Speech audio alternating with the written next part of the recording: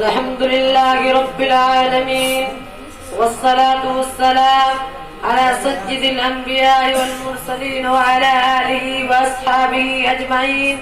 أما بعد، فأعوذ بالله من الشيطان الرجيم. بسم الله الرحمن الرحيم. واعتصموا بحبل الله جميعا ولا تفرقوا واذكروا نعمة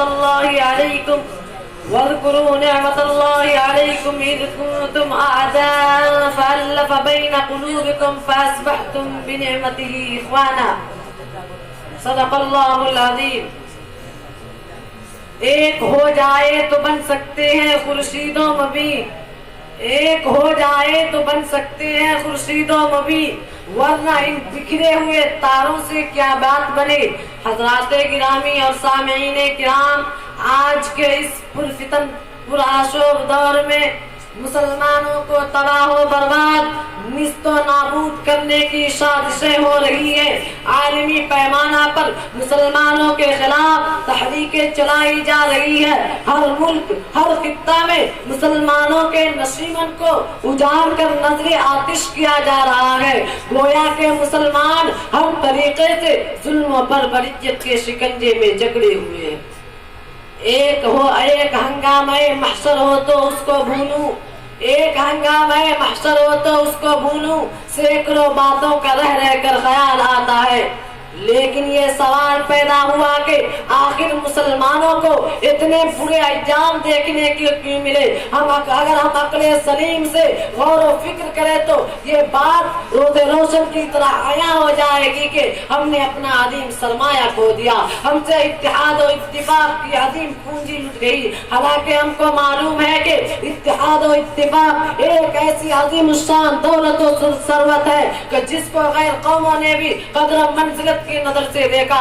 اتحاد و اتفاق ملت کا ایک گنا قدر سرمایہ ہے کہ جس نے عرب و عجم، ایران و چین، گورے اور کالے کی عصبیت کو ختم کر دیا. اتحاد و ملت، اتحاد و امم، اتحاد الامم ایک عظیم اثاثہ ہے کہ جس کے ہوتے ہوئے معاشرت تباہ و برباد نہیں ہو سکتی. مسلمانوں، یہی وہ اتحاد ہے کہ جب ہم نے اس کو اپنے گلے سے لگایا تھا تو افتراق و انتشار کی چنگاریاں شعلہ نہ بنی تھی تو ہم پوری دنیا پہ قابض تھے.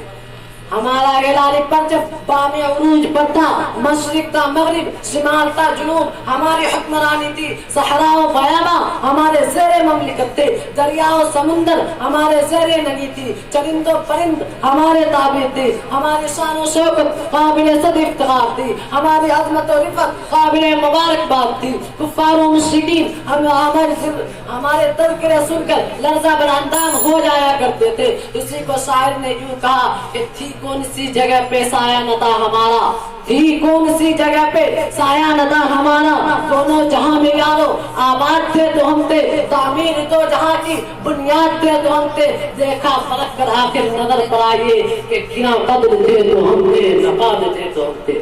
الغرض فلاح و بہبود ہمارا جس راہ بن چکی تھی، اسی کو علامہ اقبال نے یوں کہا کہ مغرب کی وادیوں میں گونجی ادا ہماری، مغرب کی وادیوں میں گونجی ادا ہماری. تھمتا نہ تھا کسی سے سیلے رواں ہمارا، تھمتا نہ تھا کسی سے سیلے رواں ہمارا. اللہ رب العزت ہم کو اتحاد و اتفاق کی دولت سے مالا مال کرے. وآخر دعوانا الحمدللہ رب العالمین.